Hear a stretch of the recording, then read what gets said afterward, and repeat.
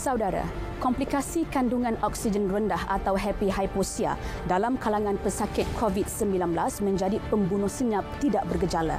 Hypoxia berpunca daripada pelbagai penyakit terutama paru-paru dan jantung yang menyebabkan kerosakan otak, paru-paru dan organ dalaman badan sehingga boleh membawa maut jika tidak dirawat segera. Apa yang paling membimbangkan apabila pesakit COVID-19 yang mengalami hypoxia tidak menunjukkan sebarang gejala sukar bernafas. Mereka kelihatan tenang, normal dan ceria seperti biasa walaupun tahap oksigen mereka rendah. Kerana itulah mereka dipanggil happy hypoxia. Minggu ini bersama saya, Syamimi Syahira dalam COVID Itu Benar.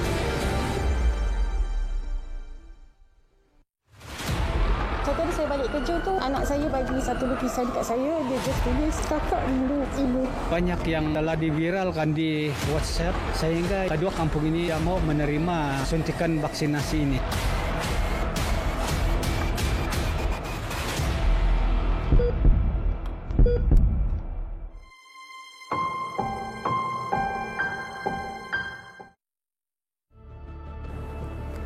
Banyak persoalan yang dikemukakan kepada pakar perubatan seperti, Doktor, kenapa ayah saya dipasangkan mesin pernafasan? Adakah hayat beliau semakin pendek? Bagaimana ventilator membantu pesakit COVID-19 bernafas? Wartawan Nur Ain Abu Bakar berpeluang memasuki ward pesakit kritikal COVID-19 di Hospital Raja Permaisuri Bainun Ipoh. Ada perinciannya.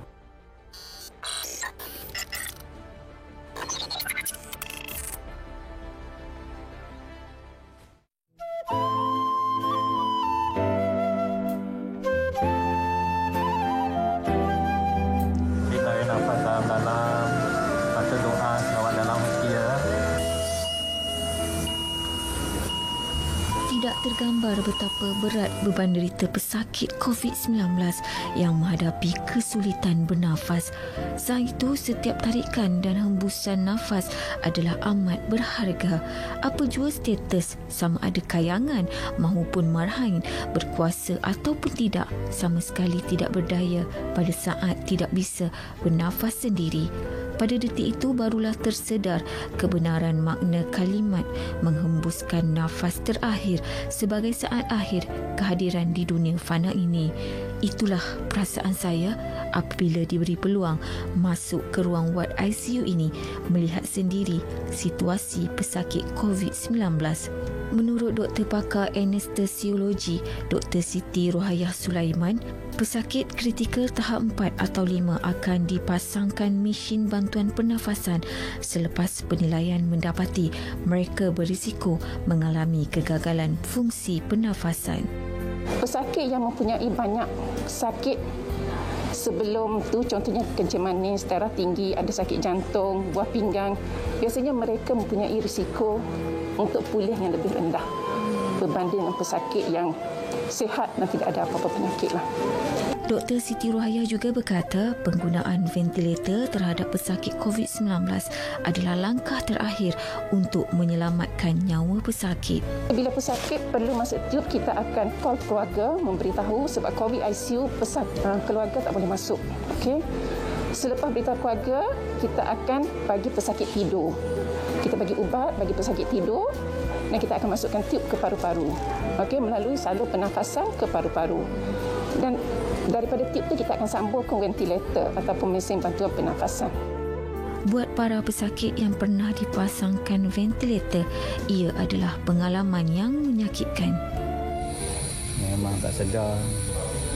Tapi pakai tu memang tak selesa langsung. Mana yang tahu tu, tahulah saya macam mana meronta sampai keluar benda. Siapa yang tahu kan benda tu seksa tu tak seksa. Malam sebelum yang dia nak tidurkan tu, dia telefon saya, cakap dia dah sihat, dia dah segar. Tiba-tiba pagi tu buka WhatsApp, dia hantar gambar di dalam bilik ICU. Tengok 10.30 telefon cakap nak tidurkan dia. Allah, tak dapat nak bayangkan macam mana kan. Bila kita nak cakap nak ditidurkan tu, kita dah fikir macam bangun tidak, bangun ke tidak. Ada dekat hospital sebenarnya yang masih baru masuk. Allah. Ayu pun dah rasa kasih. Tak tahannya Allah. Takutnya, risaunya, sayu sedih anak-anak yang tinggal. Justru duduklah di rumah dan bersyukurlah masih bernafas dengan paru-paru yang sihat tanpa bantuan. Jika berdegil, mungkin anda berpeluang berada di ICU dan merasai pengalaman bernafas dengan sokongan ventilator. Di ICU juga, saya dapat melihat betapa lelahnya para petugas pengurus kes COVID-19 yang tidak tahu bila penghujungnya. Sejak pandemik melanda negara, mereka melaksanakan tugas sepenuh hati sehingga kadang-kadang tanpa sedar keluarga diabaikan. Satu hari saya balik kerja tu, anak saya bagi satu lukisan kat saya. Dia just tulis, kakak rindu ibu. Dia tulis apa? Dia just lukis gambar saya dan tulis kakak rindu ibu lah. Itu memang bagi kesan pada saya. Penat tu memang penat sangat, memang berbezalah sebelum ada COVID dengan selepas ada COVID ni. Daripada tu kita kena sediakan mental dan fizikal kita mesti kuat. Sesungguhnya sistem penjagaan kesihatan berada di bawah tekanan besar.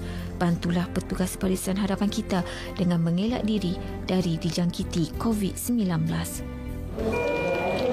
Bagi anda mungkin tidak merasa apa-apa apabila melihat situasi sebegini kerana mereka bukan ahli keluarga. Saya sendiri pernah merasainya. Cukup terseksa apabila melihat arwah abah terpaksa bergantung kepada mesin ventilator ini untuk meneruskan sisa hidupnya sebelum meninggalkan kami. Tolong rakyat Malaysia, patuh SOP, jaga diri, ingat COVID-19 bukan main-main. Kita, jaga kita. Nur Ain Abu Bakar dan juru kamera Izwan Ishak untuk Berita RTM.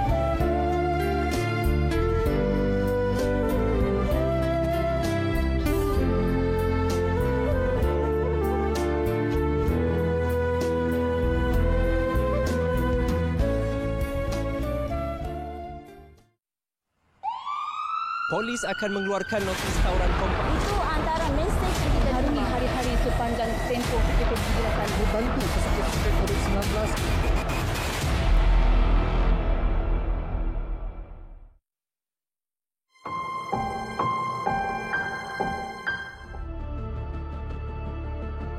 Kami bukan anti vaksin.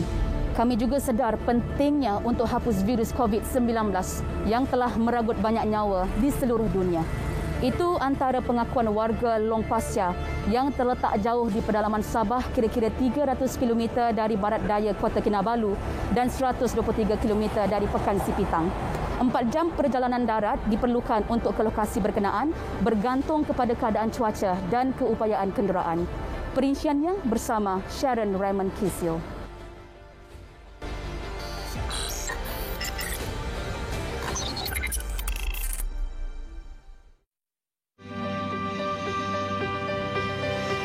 Long Pasir yang mempunyai populasi seramai 1,000 orang penduduk turut diutamakan dalam program imunisasi COVID-19 kebangsaan PIK. Menyedari hakikat cabaran dari segi infrastruktur jalan yang masih belum sempurna dan fasiliti kesihatan yang terletak jauh dari perkampungan berkenaan, keinginan untuk mendapatkan suntikan vaksin tidak menjadi penghalang kepada penduduk di Long Pasir. Segelintir penduduk mengakui terpengaruh dengan berita palsu yang tular mengenai kemudaratan kesihatan akibat kesan sampingan vaksin, bagaimanapun bertukar pendirian dan nekat untuk menerima suntikan vaksin COVID-19 demi perlindungan diri, keluarga dan masyarakat. Banyak yang telah diviralkan di WhatsApp sehingga yang banyak masyarakat yang kedua kampung ini mengundur diri dan tidak mau menerima suntikan vaksinasi ini. Jadi saya telah melihat keadaan pada hari ini sudah bertukar pendirian karena mereka sudi menerima. Mereka tidak pedulikan apa yang telah diviralkan. Sementara itu, salah seorang wanita yang mengalami kurang upaya bahagian kaki juga nekat mendapatkan suntikan vaksin COVID-19 walaupun terpaksa berjalan perlahan sebelum dihantar oleh abang kandung menggunakan motosikal. Kita lihat kan keadaan dia ni yang susah untuk berjalan lah. Dan pertama dia datang dari sana tadi, dia jalan kaki lah. Jadi, dan tidak lama kemudian dan abang yang datang membawa kota ini kendaraan motor sampai di sini. Kesungguhan pihak kerajaan dan Angkatan Tentera Malaysia ATM yang sanggup menempuh perjalanan jauh dan sukar masuk ke kampung berkenaan demi menjayakan usaha pemberian vaksin mendapat pujian penduduk kampung Long Pasir. Bagi pihak kami kampung Long Pasir, jadi lebih mudahlah macam orang pihak kerajaan yang datang di sini atau bagian kesihatan yang datang di sini daripada orang kampung turun ke Sepitang lah, sebab lebih sukar kan orang kampung sebab makan masa yang lama, jadi lebih senang lah kami sebagai penduduk kampung Long Pasir yang pihak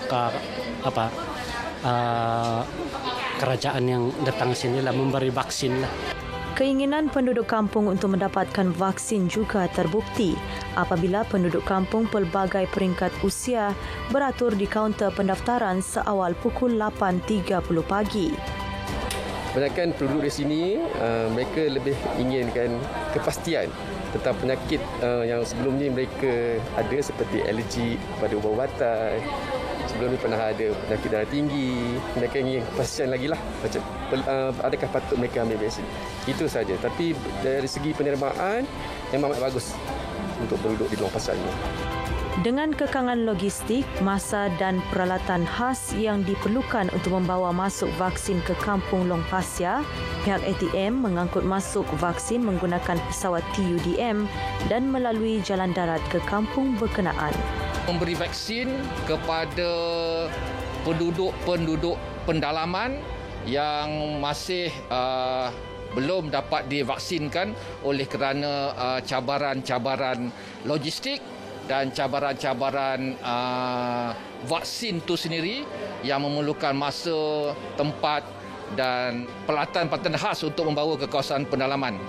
Long Pasir merupakan lokasi pertama pelaksanaan program Jiwa Murni ATM di Sabah yang menyasarkan imuniti kelompok dengan pemberian 500 vaksin jenis Sinovac kepada penduduk di Kampung Long Myo dan Kampung Long Pasir Sepitang.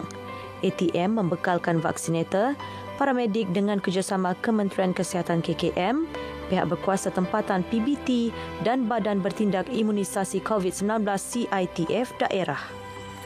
Kesukaran akses internet, jalan raya sempurna dan fasiliti kesihatan ternyata membuka minda penduduk pedalaman Long Pasir untuk menerima vaksin COVID-19.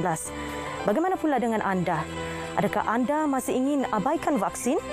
Marilah kita sokong usaha pemberian vaksin kepada seluruh masyarakat di negeri ini. Elak sikap anti-vaksin dan berita tidak sahih mengenai kesan negatif vaksin. Lindung diri, lindung semua. Saya Sharon Raymond, RTM.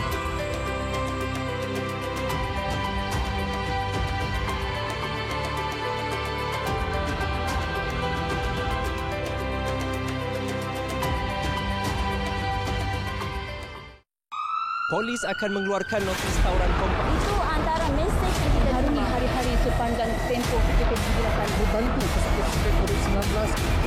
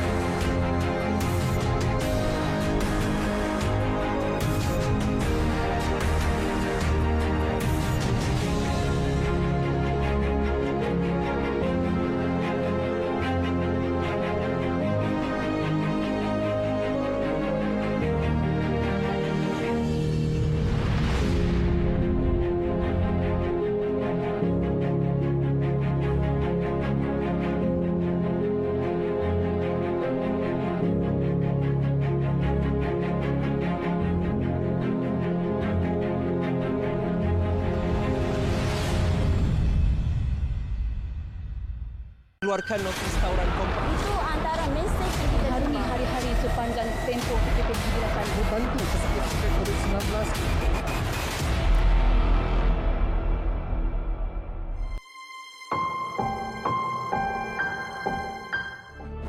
Menjadi petugas barisan hadapan, terutama di sektor kesihatan, bukanlah sesuatu yang mudah. Ini terutama ketika penularan COVID-19 yang semakin meningkat saban hari. Di saat kebanyakan kita boleh duduk di rumah meluangkan masa bersama keluarga, mereka terpaksa meninggalkan insan tersayang demi melaksanakan tugas yang diamanahkan. Apatah lagi, mereka juga terdedah kepada virus itu dan menghadapi risiko besar yang boleh meragut nyawa. Ikuti perkongsian petugas Hospital Serdang yang pernah dijangkiti COVID-19 bersama wartawan Farhana Azwani Ismail.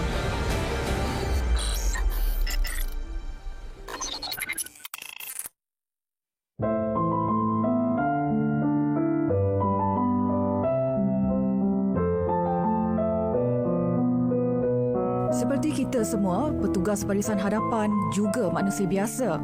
Perasaan gementar, bimbang dan takut memang wujud, namun ia bukan pilihan dalam situasi mereka selaku benteng pertahanan kesihatan negara dalam berhadapan pandemik sejak lebih setahun lalu. Itu yang dihadapi beberapa petugas di Hospital Serdang yang terkena jangkitan COVID-19. Namun ia sedikit pun tidak mematahkan semangat mereka meskipun perlu berhadapan lagi virus berkenaan. Kita tahu kita bekerja dekat tempat yang memang kita ada risiko untuk kena jangkitan. Jadi bila kita kena jangkitan tu, yang penting kita punya mindset lah. Kita kena kuat, kita kena strong. Of course, kita akan rasa very down. Ayat pertama, kenapa saya? Walaupun saya pakai PPE, saya rawat orang, saya percaya. Tapi lepas tu kita terima benda tu sebagai ujian. So masa tu kita faham macam mana orang lain rasa bila kita diisolasi, tinggalkan anak-anak, tinggalkan family, duduk seorang-seorang, kuarantin, masa tu kita rasa. Bagi pembantu perawatan kesihatan Yancik Muhammad Yusof pula, saat paling sedih ketika dijangkiti COVID-19 sudah semestinya apabila terpaksa mengasingkan diri dari anak-anak yang masih kecil dan tidak mengerti apa yang sedang terjadi. Sedih juga sebab bila dia ketuk pintu, dia panggil saya, menitik jugalah air mata. Umi, kenapa tak boleh masuk bilik? Adik nak peluk Umi. So rasa macam, macam meletup jugalah. Tapi dalam masa yang sama saya kena sabarlah. Ujian tu tak datang pada semua dan ujian tu adalah untuk yang dipilih saja. Lebih memilukan apabila beliau tidak dapat berkongsi berita duka cita itu bersama kedua ibu bapanya kerana bimbang keadaan mereka yang uzur. Family saya, mak dan ayah saya dah agak berumur dan mereka berisiko lah. So saya memang tak bagi tahulah. Cuma yang tahu family kecil saya lah. Suami, anak-anak dan hospital sendirilah. Dan saya, masa saya kuarantin pun saya bagi tahu dia saya kat hospital. Dia tahu anak dia kerja kat hospital dan saya bagi tahu dia walaupun saya kuarantin dekat hospital, saya bagi tahu je saya ada kat hospital. Turut menceritakan semula pengalaman dijangkiti COVID-19 ialah Ketua Jururawat Jabatan Kecemasan dan Trauma Aslina Hassan. I'm the first sister yang dapat positif. Saya malu cakap. Saya yang bagi talk pasal SOP, pasal PPE. Tapi saya yang dapat. Saya rasa mungkin satu pengajaran untuk semua. Even orang tu terlalu jaga pun kita akan kena. So, kena sama-sama jaga. Sebab kalau kita seorang jaga, orang lain tak jaga, still akan dapat. Hospital Serdang yang diaktifkan sebagai hospital hybrid COVID-19 sejak Januari lalu mewujudkan 3 ward COVID-19 dengan setiap ward mempunyai 60 buah katil. Ia bagi menampung peningkatan mendadak kes jangkitan meskipun hospital tersebut mempunyai pelbagai kekangan seperti jumlah tenaga, peralatan dan sebagainya. Tenaga doktor pula kita terpaksa fullkan daripada hospital, seluruh hospital lah, daripada jabatan-jabatan lain, sama ada daripada surgical doctorate, medical doctorate, daripada departmen sokongan untuk membantu dalam pengurusan pesakit di ward-ward COVID. Dari segi nursing pun kita perlu mengambil daripada ward-ward lain lah juga untuk membantu.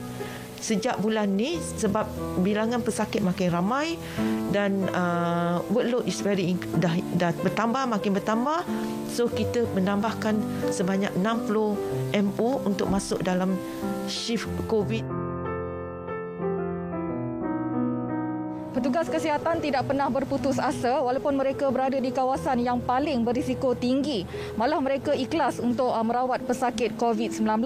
Jadi untuk menghargai jasa dan pengorbanan mereka, sama-sama kita menjaga diri dan mematuhi prosedur operasi standard SOP yang ditetapkan. Bantu mereka untuk bantu kita. Farhana Azwani Ismail, RTM.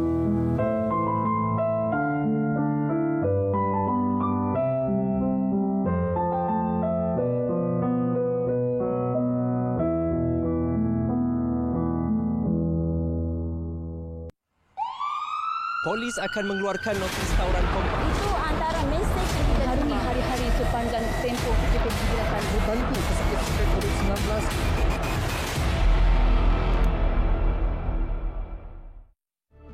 Bekerja meredah terik matahari dan hujan. Itulah pengorbanan penghantar makanan yang berperanan memudahkan urusan orang ramai mendapatkan makanan. Ketika semua diminta untuk kekal duduk di rumah sepanjang tempoh pelaksanaan Perintah Kawalan Pergerakan PKP. Ikuti kisah Rishan Raja mendepani cabaran pandemik sebagai penghantar makanan biarpun tahu dirinya berisiko dijangkiti COVID-19.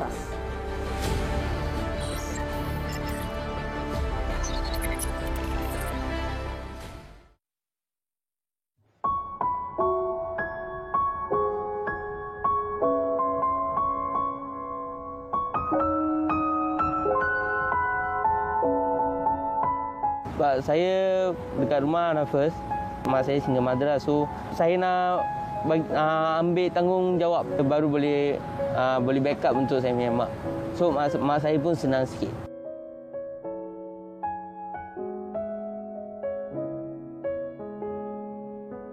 Sebelum ni saya buat jalan kaki. Saya buat jalan kaki dulu. So saya kumpul tu duit yang Foodpanda-nya. Lepas tu saya dah beli dah satu basikal dah. So sekarang saya dah beli basikal satu. Saya lagi senang sikit nak pergi hantar order. Kalau dapat dari sini jauh sikit. Kita memang berhati-hatilah Kak sebab memandu sebab hujan lagi angin kan. So kita pun datang-datang. So kita kena bawa hati-hatilah. Kalau masuk hujan, order ada masuk. Sekarang kita pick up dekat dari satu kedai, pergi hantar buat drop off, ada lagi satu masuk. So masuk hujan order laju sikit lah. Kita pun memang ada takut Kak. Oh nanti kita kena COVID ke apa ke. Okey. Saya lebih baik buat sini macam je Kak. 1 minggu 1 kali pergi buat COVID test. Kita pun baru tahu okey kita ada COVID ke tak ada. So kita call, kita tanya dulu. Kakak dekat rumah siapa-siapa ada kuarantin ke tak? So dia orang cakap ada kuarantin. So kita akan naik lah. So kita akan naik. Makanan tu letak je dekat dia depan pintu. So kita lagi sekali call. Kita bagi inform. Lepas tu kita keluar. Sekarang macam kalau saya satu hari tukar 2 kali mask lah. So pagi sekarang saya buat kan ada basah-basah semua peluh-peluh kan. Memang bau kan. Lepas tu buka mask ni buang, pakai mask baru. So setiap hari saya pergi dekat kedai ke, saya mana-mana sentuh barang ke, memang saya pakai sanitize. Sekarang kerja dah habis, saya pergi dekat depan rumah, cuci tangan, lepas tu cuci kaki semua, bagi badan semua sanitize, beg semua bagi sanitize. Lepas tu terus pergi tandas, bagi ni baju semua, basuh asing je. Saya pun boleh faham yang susah, tak ada duit, nak buat apa, mesti panik. Boleh try, boleh move, cari kerja yang mana yang ada. Sekarang saya sudah ada kerja. Kalau tak ada kerja, tolong cari. Sekarang dalam internet pun sekarang sudah ada banyak kerja. Kalau kita nak duit, kalau kita nak cari rezeki untuk kita mesti kena jalan juga. Ini bukan kerja low class. Yang ni kerja ni sekarang masa PKP untuk cari rezeki.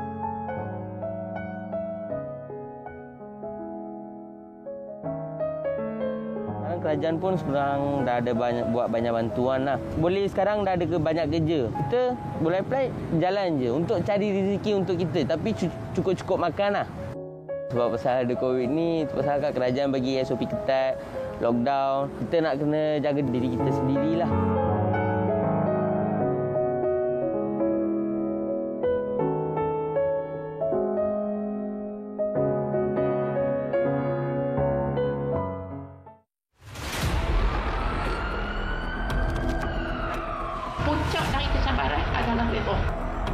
Memburukkan lagi keadaan apabila mereka disalahkan.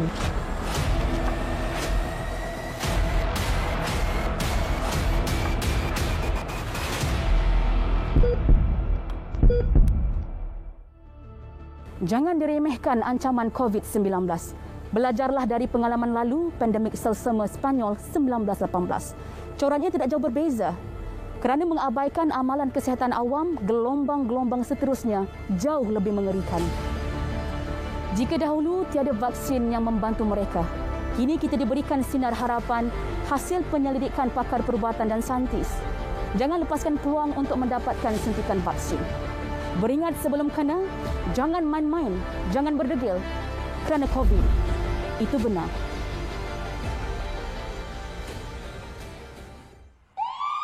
Polis akan mengeluarkan notis tawuran kompak. Itu antara mesej yang kita hari-hari sepanjang tempoh PKP 17 Dibantu pesakit COVID-19